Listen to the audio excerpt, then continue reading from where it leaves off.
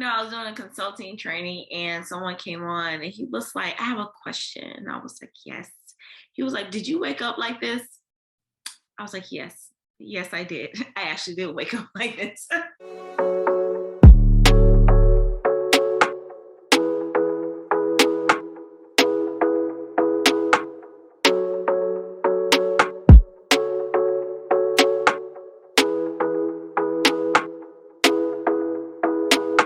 Hi everyone, I'm Dr. Vernita White. I go by Dr. V, and I am the Brilliant Life Strategist. I help high achieving professionals who are in mid-career transition, wanting more out of their life, wanting more personal satisfaction, wanting to find ways to embrace their brilliance. I also help companies and organizations, mainly universities and school districts. I help them with a few things through the avenue of training and development, coaching, consulting, and things like that. I help them to reclaim their voice with confidence. I help them to realign with their core values with clarity, and I help them to embrace reinvention with courage, because no matter what we're trying to do in life, we need our voice, we need our core values, and we need courage to do those things, right?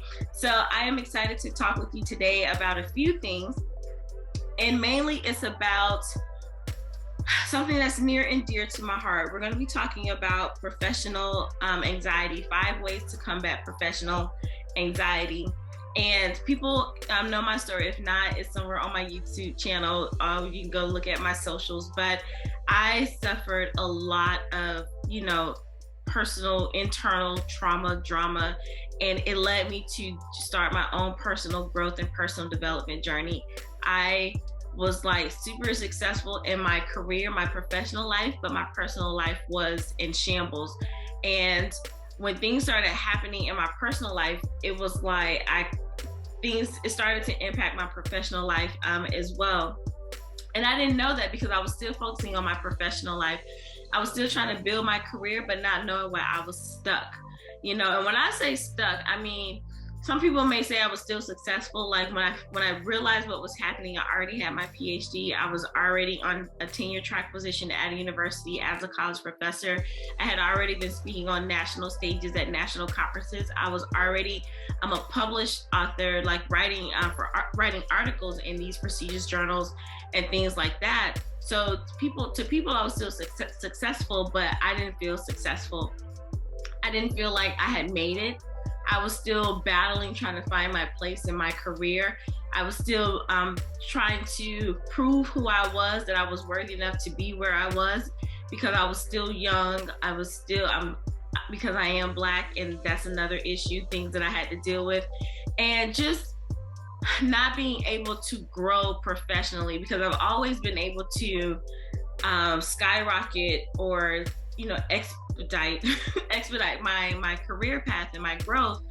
And so I really didn't have time to focus on my personal life, because it was like, hey, my career's doing great. But then the moment where it felt like it was a stall in my professional life, that's when things started to, I started noticing things that was happening in my personal life, like, whoa, you need to pay attention. And I have to dig this back up. Like, I was so heavy into doing this research work that there's a such thing as people know about PTSD, post-traumatic syndrome disorder. And then some people change it to post-traumatic stress injury, because they're like, the word disorder, some people think that means there's something wrong with them, and it's not. And then I started looking up, there's a thing called academic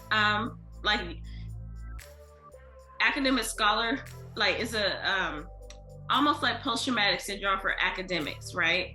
And I was like, well, there's a post-traumatic syndrome for a moral injury of scholars. And looking at, there's some type of and people may not agree with this or want to talk about this, but there's a form of academic abuse that happens, especially when you are in the ivory tower, when you have degrees that are higher than the master's level degree, or you may have your master's degree, but you're working in the ivory tower in that institutions, or you're working in prestigious corporate offices and things like that. And there's a weight, and honestly, it's really a lot to have to do with academia, and some people may disagree, but academia is one of those last places where, I'm just gonna say it. where people of color still have to fight to save their lives. And don't get me wrong, it's like that everywhere, but academia and education is the gatekeeper of a lot of things, whether you're traditionally educated or you educated yourself in some ways. But the traditional education, going to college and climbing up, and especially getting a doctorate degree, that was one of those still sacred places. And that's why it's called an ivory tower for a reason, set aside for different people who are not of color. You can say white people is really white males, and then they let some white females come in, and then now everyone's busted the door wide open. And now the Black females are the most educated population in the world. But people don't talk about what comes along with that. And a part of me, when I wanted to do this journey, embracing brilliance and start off with coaching and all of that, is because I didn't realize the impact of me moving so fast academically, all of the trauma that was placed on me going through that process. And it wasn't until I had to slow down by force to realize, oh my gosh, this cannot be happening. What is happening in my life? I'll probably go into detail about some of that later. And the impact, like I said, you can go back and look at some of my YouTube videos of where I talk about it, but I never really talked about the post-traumatic syndrome of post-traumatic injury of moral scholars. Something like, I got to figure out how I named this because I had put it down and didn't talk about it again. But as the holidays are rolling around, as a lot of my friends who are still in academia, as they're starting to settle and they're at the cusp of, they're mid-career at this point. A lot of them have made these transitions, and it's like, wow, what's next? And then they're wondering why they are stuck when they're still successful, but they're wondering what is happening to them. Even some of my friends who are in corporate, and when I say corporate, mainly the ones who do training and development. So I'm not talking about like execs, but people who do training and development. I guess some of them are vice presidents because they're over training and development and talent, or however corporate works. They realize, like, wow, I've been pouring into people, I've been pouring out, I've been trying to train people, doing all this, but I haven't taken care of myself. Holidays are the times where it starts to become more noticeable because they're on break or things starting to slow down. So I want to talk about 5 ways to combat professional anxiety. My lens will be from my perspective, which is, my education background, being a professor, being this new digital infopreneur. But I've done research with people who are in corporate, people who are like deans, university deans, professors, trainers, managers, supervisors in large corporations. So we all have like similar stories. So I was like, wow, this is a bigger issue than I thought. So we're going to talk about 5 ways to combat professional anxiety. So the first way is to adopt healthy habits. And that can be cliche, and we know that we're supposed to take care of our bodies and things like that. But when I say take care of your bodies, I really mean you have to eat well, you have to hydrate, you have to take care of your gut, you have to exercise. And not from a vanity perspective, but if you're feeling like stuck and bogged down and like your life isn't moving, you have to get in momentum. You have to get a movement of your body, because I heard one speaker say, movement equals momentum. And if you've been sluggish, and then all the people that I talked to, honestly, and there's been a lot of people, they can admit that they haven't focused a lot on exercising and eating right. And then, it's like, oh, because I don't have time, or this came up, or they're just not in the mood. And you have to make that a priority, because your health and well-being, that's the first thing that gets attacked. Like, you can't do anything else. Really, motorcycle? You can't do anything else in life if you're not taking care of your vessel.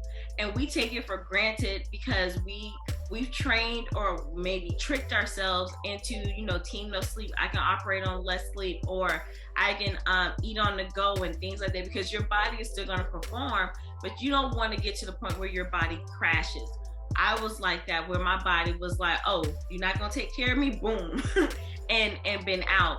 And you don't realize, like, when you're not at your optimal health, you can't be as creative as you want to be. You can't be as energetic or as alive, and you may think you are, but you're really not, and people, if they care about you, they will tell you, but you have to adopt the healthy habits. Long gone are the days where we used to be able to cram, do the work, stay up all night, or we can go out and then still show up at the work, or we can eat fast food and things like that. We're getting older, and then we have more responsibilities to take care of ourselves, and our bodies are getting older. Not saying that you have to act your age, but you want to make sure that you take care of your body and be at the optimal level, so you can keep performing in your older age.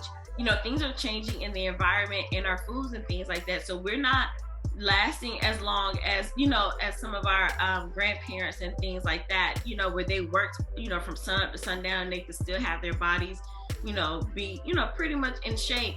But not us. Our whole system has changed now. A lot of us are virtual. We're definitely not moving as much. We don't really have to do any movement, and we can still have a full life. Our groceries can come to us. Our work can come to us. Even our clothes can come to us. So really adopting more healthier habits, even more so now, that will combat professional anxiety, because you have this outlet and you're moving your body, you're taking care of your body, and that releases endorphins. What's that show, Legally Blonde? It was like, no, such and such couldn't kill her husband because she's a fitness coach, and fitness coach, she exercises, and exercise releases endorphins, and happy people just don't shoot their husbands, right? And part of that is true. It's like when you take care of your body and you feel great, and being in movement, so I am going to harp on the exercising part more. Being in movement, it does release something in your body. You get all that tension and stress out, and it does release those endorphins, and that's how you can combat professional anxiety. So let me know down below if you agree with tip number 1. Tip number 2 is, this is going to be a big one. Be honest with yourself. Be honest with yourself about what you can take on and what you can handle. I know that we are super smart. I know that a lot of us are independent. I know a lot of us are like, I climbed my way to the top. I got myself by the bootstraps and pulled myself to the top. I fought for every opportunity I could get to be where I am. And yes, kudos to you, you did it. However, you need to be honest about what you can take on. When I was receiving my doctorate degree, I had my chair, she would say yes to everything, then figure out the rest. And I completed my doctoral program with that mentality. When I had to go back and work at the school district, at the district office for the School of Transformation, I had that mentality, like I would take on all these projects and make all these commitments and figure out how to make it work. And then when I became a professor, I did the same thing. I took on everything, and I was like, I can make it work. And could I make it work? Absolutely, because I'm that chick. However, when I couldn't make it work, I put so much pressure on myself to figure out how to make it work. And that pressure produced this ridiculous level of anxiety. I got things done, but the toll that it took on my mental health and my physical body was not worth saying yes to everything. I could have asked people for help, not in the help that I couldn't do it, because I felt asking for help was a sign of weakness. Asking for help meant that I wasn't competent. And it was like, I spent all my life proving that I was competent and smart. And so why would I ask you for help? But then it was like, a lot of things could have been avoided if you just asked for help. And asking for help would like to lighten the load, or not having to be responsible, not being responsible for a certain thing. So hold on for a second. It has nothing to do with you not being smart. I had to step away, but I'll figure out where I pick back up on. But being honest with yourself and asking for help, it doesn't mean that you're not smart, but it's like you don't have to take on the responsibility of figuring everything out. And then, you got to protect your mental wellness and your mind, and set boundaries. It's like, even if you could do something, that doesn't mean you're always supposed to do it. So I'll say, be honest with yourself. And a lot of times, either you cannot handle it at this time, so you don't have to prove to anyone that you're Superman or Superwoman. And then sometimes I just don't want to, because that has nothing to do with you. That is not going to do anything for me. Now, I'm not saying don't be nice to people and help them out, but you can gauge and then go with your internal feeling about whether you want to do something or you don't. But don't take on things to where it's going to cause you to break down. I like to do a lot of things. I like to take on a lot of projects, but only when I can handle it, but not at the expense of my well-being. We will never do that again. Are there times when I probably stay up late to work on something, that and the other? Yes, but it won't be the norm like it used to. Like I used to glorify, oh, I can handle everything. Team no sleep. Let me grind this out. And it's like, really? Because then you crash, and then what? So that's tip number 2, be honest with yourself. Tip number 3 is a huge one. It's small, but it's mighty. It is celebrate yourself for every accomplishment that you do, and not just for the big awards or when you accomplish something major. For everything.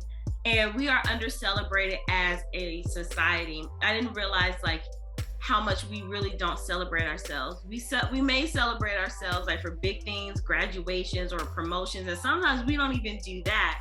We don't really take the time to say, you know what, girl, you did that. Congratulations, pat on the back. Or let me take myself out for dinner, or let me buy myself this new thing because I accomplished this major thing, or let me just not do anything for the day because I did a doggone thing. When we tell our brains to say, hey, good job at completing today's to-do list, right? Versus good job of completing the massive goal. Sometimes it's hard to get to that goal because we haven't congratulated or celebrated ourselves along the way. When you celebrate yourself, it doesn't always have to be anything monetary based. It doesn't always have to be anything food wise. You get to come up with things that you can reward yourself with, but you must celebrate yourself. And that eliminates professional anxiety, because then we're not always striving for approval or validation from other people. We're not working ourselves to the bone just so someone can say, oh, good job, or we get that accolade, or we get that award. I love achievements. I love awards. I love when people say my name, that I did great things, but it's better when, will you still be your excellent self if they don't give you the award? Will you find ways to say, you did that thing, girl? Would you do that for yourself? And that way, it doesn't matter what the outside people say, right? You're not working for them, you're working for yourself. And what gets celebrated gets repeated. So when you tell your brain about celebrating on those small incremental things, then your brain does it faster. And remember my last video, we talked about consistency compounds.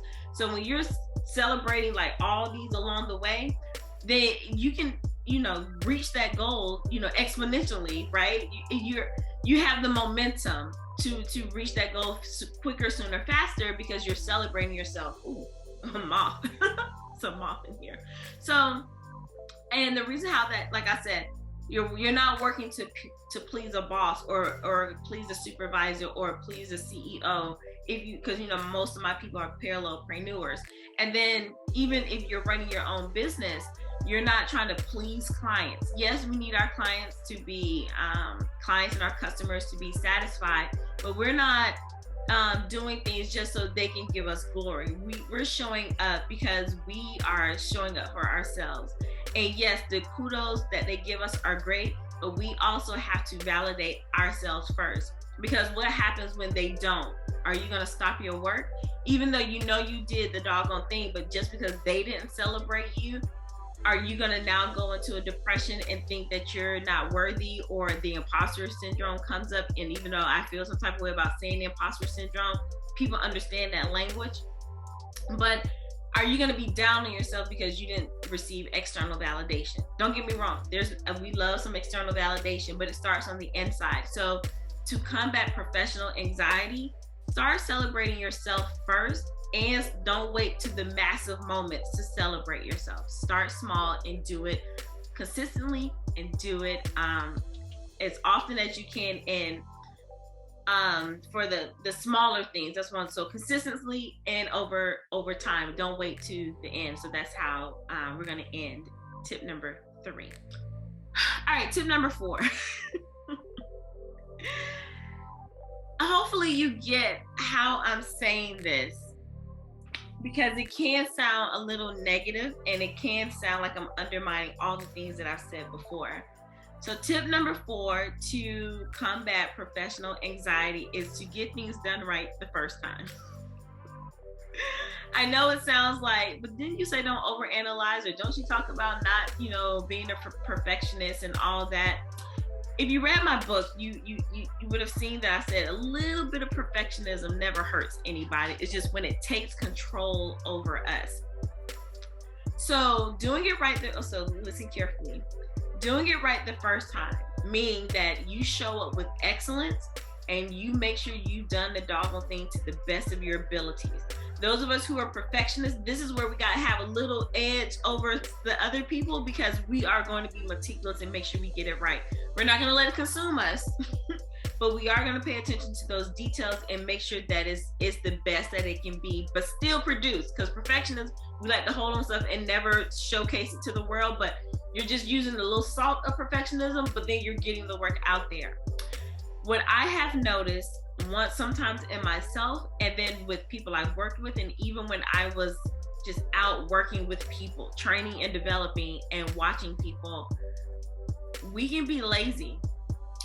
Especially the smarter you are, the more intellectual you are, the more brilliant you are, you can be lazy and you can coast, right? And everything is all good until someone calls you out. I had a high school calculus teacher say, if you're not working hard every day, someone is. And when they meet you, they will beat you. And for us, that beat you, it can be a call out. And when we get called out, that's like a blow to the ego. And we know, I'll just throw this together, because people are 75% is like 150% to some people, until you meet somebody who's at 200 and they look at you and be like, that's not gonna fly. But we get mad at the people, we get mad at the supervisor, we get mad at the coworker, the one that calls us out or says it's not good enough. And that's because we were lazy. We've been coasting. And that's different than when you put your all in, and then you're still gonna have the haters and the people who are gonna nitpick and things like that. We're not talking about them, so ignore them. But we know when we just put something together and they'll take it,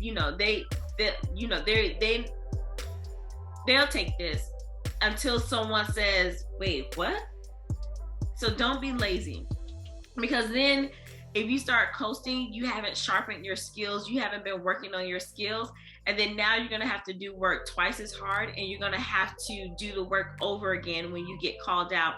And that can produce anxiety, because you have to do something else over, that means, something else has to, things start piling up, on your desk or on your to-do list or in your inbox, because now you got to repeat something that you should have done right the first time.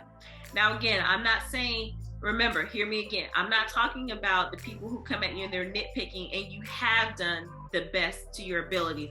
Those people are always going to be there. But I'm talking about, when you just put something together and people usually take it because they're like, oh my gosh, this is wonderful. And you're like, really, I did this last night. But when that person comes in and checks you, you can't be upset. That's what I'm talking about. So make sure you're not lazy, and make sure that you spend the amount of time and the research and take that extra step to get the stuff done right the first time.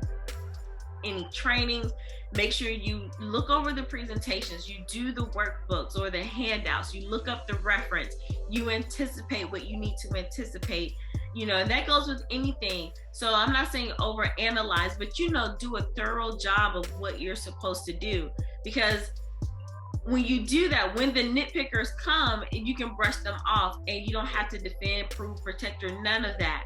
And then when that person who is always A1 comes along, they don't have anything to say because they know that you produced your highest level of work. So I hope that makes sense. Like, do what you're supposed to do the first time to get it right.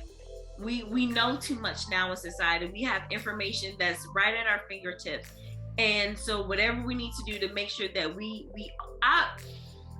I will say over deliver in a case, like not over deliver where you're just being like brown nosing or sucking up or anything like that, but over deliver. That's just me. And when you over deliver, that reduces your anxiety level, because now you're keeping people off your back. And then even the ones that are nitpicking, at some point they gotta shut up, right? And I learned that's like, because I could do the bare minimum and still wow people. And then on the other side of that, it's like when you start doing that, you start being out of integrity with yourself. And then you're gonna start having that chatter in your head, and that can cause a whole nother level of anxiety. So don't be lazy, do stuff right the first time, and then reduce the risk of having to do things over again. Will you get an a-hole if you're working for a boss or a super? Sometimes you will, and that's something different. But for the most part, people shouldn't have anything to say once you give your all. Tip number 5. Oh my gosh, I did not do this even when I was in the K-12 system. I think I started doing this maybe my 3rd year as a college professor. Take your breaks, take your sick time, take your leave. But I'm gonna put a little twist on this. And I heard someone, she's a social media like beast, guru, like she's doing her thing on social media and helping people make money through their social media. And she was like, some of y'all vacationing and taking breaks, and for what? It ain't like you've been working that hard. And at first, I was like, oh, no, she didn't. But I was like, why am I triggered by this? Right?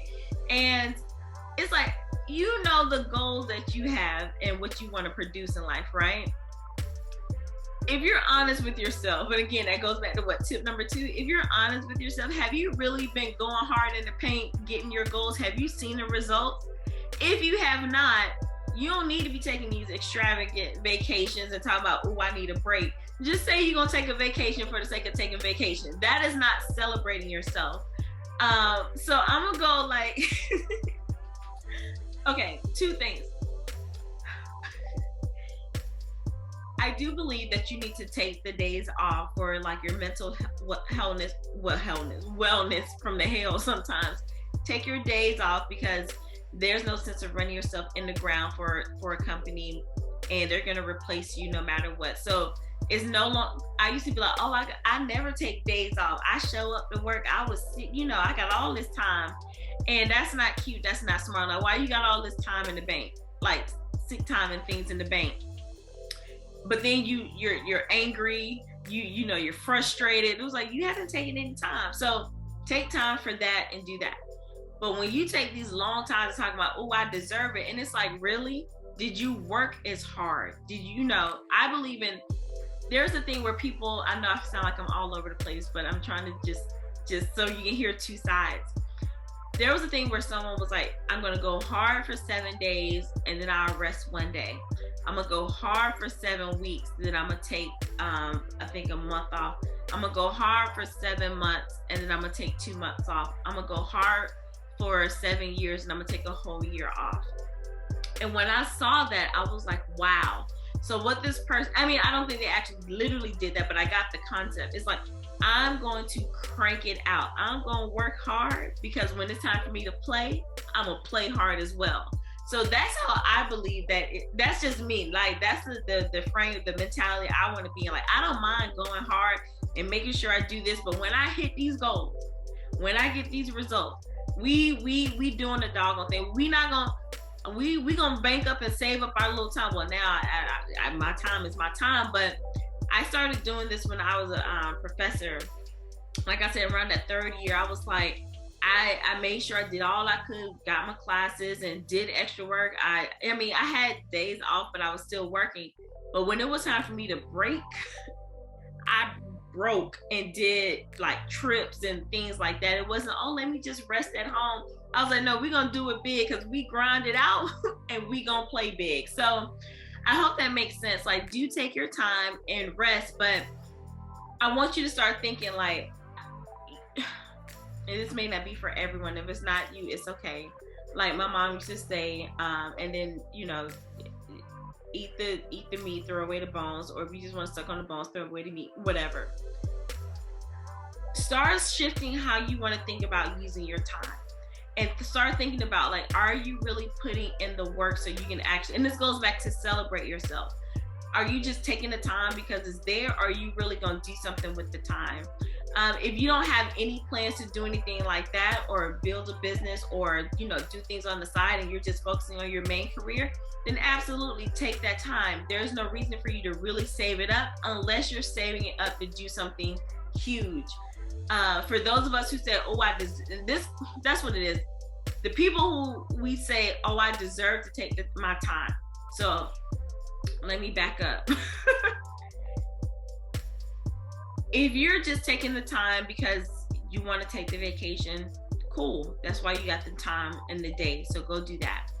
If you're the person that says, oh, I've been working hard, so I deserve this time, really check yourself and be honest. It's like, have you?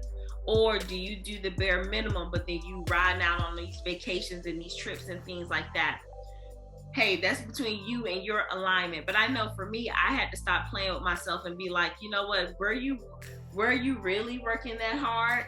And then so when I was like, oh no, let me stop, let me stop being the brightest crayon in the crayon box, and let me, do what I need to do at the level that I need to do it. And then when I start seeing the results and feeling like I really did pour all, my whole self into this, now we can, have some fun. Now I feel even better about taking this vacation. Now I can really not be attached to my laptop or anything like that, and really play hard and be out here, without a care, and knowing that things are still getting done. So I hope that I hope that makes sense. Like, let me know in the comments, if you disagree, that's cool too, but I just really want to know. Let me know down in the comments below. So I told you I had a bonus for you, and the bonus is embrace time management, but I really want to say time optimization or integration, because we really can't manage time, but we can be good stewards of our time. In order to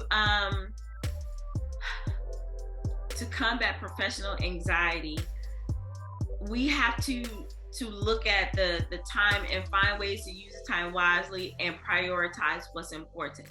You can go back to any one of those tips that I talked about earlier and see where time fits in. To adopt a healthy habits, you have to find the time to do that, and no more excuse about, oh, I don't have time. Yes, you do. You 24 hours in a day, and you got a whole week. You don't have to do everything in the day, but you can break that up and get stuff done. Whether you got to wake up earlier or go to bed later, you can get it done. Time to be honest with yourself. That takes time and self-reflection. Do you sit and meditate? Do you sit and reflect? Do you sit there and just be one with your thoughts to really trace back and build up that self-awareness? That takes time to do that. The other one, celebrate yourself. We can grind all day, but are you taking the time out to celebrate yourself? And it might be going on a trip or a spa day, or some sort of self-maintenance or self-care or something like that, or it may be a dinner. But are you taking it? You have to build in the time to celebrate yourself. You have to build in the reward time. So that goes with time optimization and time integration. The other thing, when I said don't be lazy, like get it done right the first time. Are you blocking off enough time? And I'm not talking about just cramming it in. If you know that you have this project due in 2 weeks, are you waiting until the 3 days out to do it? Or are you taking the time, within the 2 weeks and spreading it out, like doing the research, putting the shell together, doing that? And, are you using that the full time so you're not cramming, right? Because we used to be able to get away with it, but with so much going on in our lives, we don't need to do that to ourselves anymore. So being able to use the time and to really let your brilliance shine, that takes time. And then the last thing, to use your sick days or your time off. What are you going to do with those? Are you truly enjoying them, or are you just saying, I don't want to be in the office, I don't want to be on my computer, but I'm still going to do some kind of work? Think about how you're going to use that time and make sure you use it wisely. If it's going to be a shutdown, shut it down, right? If it's going to be, if you're going to play hard, well, plan to play hard, right? So just think about how you're going to use your time and make sure you're a good steward of your time, because that is a resource that's non-renewable. They can print more money. I know they're not growing any more land, but they can knock some stuff down, buildings down, and more land can be kind of produced. But time is something we can never ever get back. So as you're focusing on how to reduce your anxiety, a lot of it has to do with because we're pressed for time. And if we can really maximize our time, we can eliminate or even limit the level of anxiety that we're having in our professional lives, which also goes into our personal lives as well. So I hope all of that made sense. I hope you found value out of that. Let me know which one is your favorite down below. And then if you have something to share that as well, and I'll be happy to read and hear from you. So remember that this is a conversation. This is not a one-way street, and we have a conversation by you commenting down in the comments below. So thank you so much for listening and learning with me. Remember to be well, be empowered, be bold, and be brilliant. And I will see you next time.